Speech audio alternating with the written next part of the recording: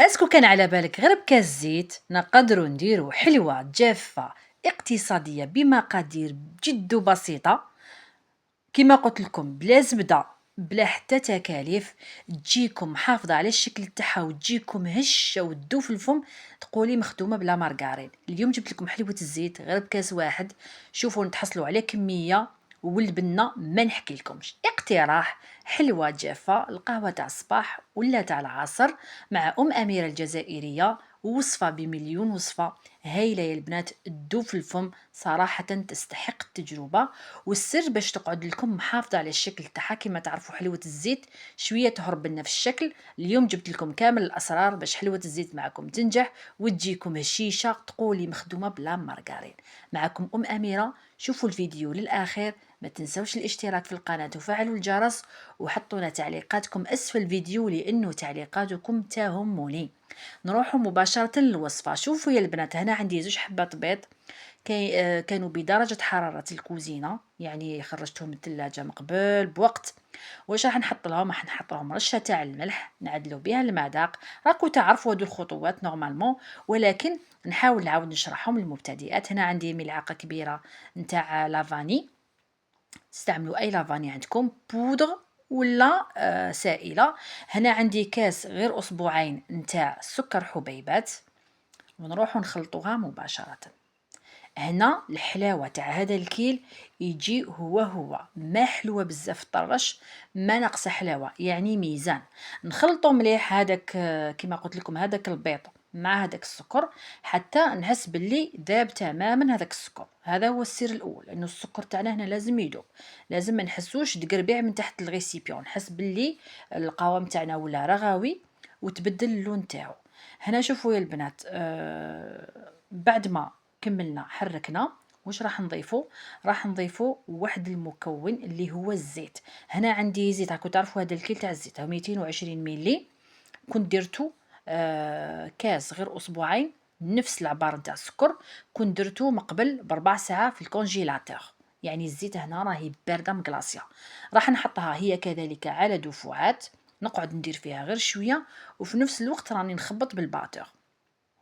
واللي ما عندهاش الباتور تقدر ديرها حتى باليد بالضرب الكهرباء باليدوي عفوا، تنجح معها هي كذلك. وشنو لازم نضمنوا بلي المقادير كامل تخلطت لنا مليح مليح، وسورتو الزيت لازم ديتها الزيت هذيك تنخدم مليح مع السكر. في هذا الوقت راهي خدمتها مليح، درت شويه تسريع الفيديو باش ما يجينيش طويل.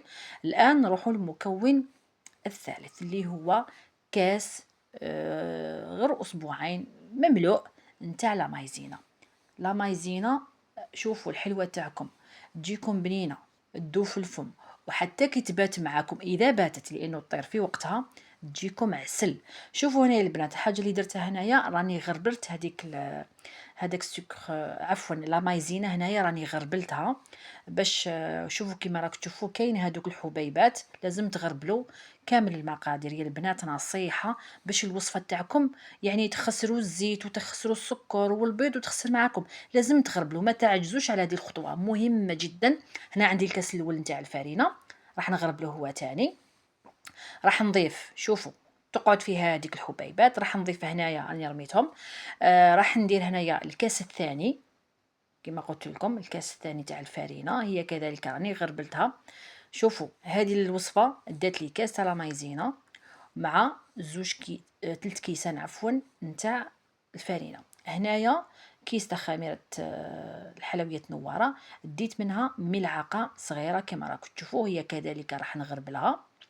شوفوا غربلوا كلش غربلوا كلش باش تنجح معاكم. والكاس الثالث راح نخليه غير مملوء ونشوف يعني اذا كان خاصني ولا ما خاصنيش. دوك نكملوا الوصفه وتشوفوا، لانه الفرينه مرات تشرب السوائل بالزربه مرات ما تشربش. كما تعرفوا هنا الفرينه البنات كما قلت مرات لكم حطيت زوج كيسان نتاع نتاع الفرينه مع كاس تاع مايزينا كانوا مغربلين مليح. راح نخلطهم بهذه الطريقه، استعملوا الفوي ولا استعملوا يديكم، انا استعملت يدي احسن هكذا باش نتحسس القوام تاع العجينه هنا القوام تاعها يا البنات ما تكونش جاريه وما تكونش ممسوكه، يعني تكون بين وبين. هنايا راح نضيف هذاك الكاس الربع يعني نصف كاس عفوا نتاع الفرينه، ونشوف اسكو نزيد ولا ما نزيدش. هنايا الفرينه يعني جاتني سوا درتها كامل. يعني هنايا المقادير نتاع العجينه راهي 2 كيسان ونص نتاع الفرينه، لانه الفرينه هذه راهي تشرب وانتم عينكم هي ميزانكم. لازم لاباط تاعكم تكون متماسكه وفي نفس الوقت طريه. يعني احنا نغسل هنا يدي. هنا البنات نصيحة برك باش تعرفوا العجينة تاعكم اسكو راهي سوا، لازم تغسلوا يديكم مليح من العجين اللي يكون لازق فيها باش تحسوا مليح العجينه. كي تشوفوها ولات لكم ليسك، شوفوا كي الليست ما شاء الله خرجت روعه. هنا راح نحطها وراح نغلفها بكيس بلاستيكي، نخليها حوالي واحد 5 دقائق لو طون اللي نقي لو بلان دو طرافاي ونغسل هذوك المعانات. هنايا البنات العجينه فتحتها، شوفوا راني قسمتها على 2 ليبول او 2 كميات. كيما راكم تشوفوا نديرهم في كيس بلاستيكي لانه ما لازمش يقيسها الهواء باش ما تنشفش معايا. هنايا البنات استعينوا بالكيس البلاستيكي يسهل عليكم الخدمه وتجيكم الخدمه سهله. انا درت هنا كيس بلاستيكي في الاسفل، رشيت له شويه نتاع الفرينه ماشي بزاف، غير شويه هكذا. والعجينه باش يعني باش ما تعييكمش، ديروا كميه صغيره فقط وفتحوا. هنايا بالحلال راح نفتحوا يا البنات، شوفوا راح نفتحوها هنايا. ما تكونش طريه، عفوا ما تكونش رقيقه بزاف وما تكونش خشينه، تكون مليحه. دوك تشوفوا هنايا راني حليتها غير شويه. كيس بلاستيكي من الاسفل وكيس بلاستيكي من الاعلى، وراح نستعملوا القطعه اللي حبيتوا تستعملوها. شوفوا يا البنات هنايا لازم تجيكم شويه، يعني شويه طالعه العجينه، ما تجيكمش رقيقه بزاف كيما تاع لي صابلي باش تجي شابه. انا استعملت هذه القطعه نتاع القلب، وانتم استعملوا اللي بغيتوا. راح نقطع مباشره فوق الكيس بلاستيكي باش الحبه تاعنا تقعد محافظه على الشكل تاعها وما تخسرش معنا اثناء الطهي. شوفوا يا البنات هنا راح نقطعها هكذا بهذه الطريقه، ضغطوا مليح. وتقدروا كذلك تستعملوا الطريقه الثانيه انكم ما ديروش كيس بلاستيكي من الفوق وعادي تقطعوها بالقطعات، يعني تنحل معاكم بكل سهوله. هنايا البنات شوفوا رفعوا الكيس بلاستيكي ورفعوا الحبه تاعكم سهله معنا، وجيبوا الصينيه اللي تدخل الفرن بطبيعه الحال ونحطوا كامل الكميه. هذه الخدمه تجيكم سهله، ديروها في 4 ساعة. يعني حلوه بزاف سهله صراحه، يعني تستحق التجربه. تجيكم بنينه، تديها معك ضيفه رائعه، ماشي مكلفه ولكن بزاف هايله. هنايا راح نكمل كامل هذوك القلوبه. كما قلت لكم استعملوا القطعه اللي تساعدكم. الكوشه تاعي هنايا راهي مسخنه على 180 درجه. بيان سور لازم تسخنوا الفرن تاعكم. راح نكملوا كامل الحبيبات. وشوفوا هنايا يا البنات كي نطيبوها تقعد محافظه على الشكل تاعها وتقعد ناشفه. راح نكمل كامل هذيك الكميه هكذا. لما نكمل كامل الكميه نتاع هذيك العجينه اللي تقعد لي، واش ندير؟ نغطيها ونرجعها في الكيس بلاستيكي ونستعمل العجينه اللي كانت مرتاحه. هنايا كملت كامل العجينه يا البنات. ندخلها على 170 درجه، غير نشوفها تحمرت لي من تحت شويه. نخليها صفراء العجينه، نخليها صفراء بعد ما تكون طابت بيان سور، يعني ماشي خضراء. هنايا راح ندخلها مباشره للفرن. هنايا البنات شوفوا طابت لي صفراء، طابت لي ما شاء الله. عسوها، لازم تعسوها. شوفوا هكذا طابت حمراء ما شاء الله، صفراء ما تخلوهاش تحمر لكم بزاف.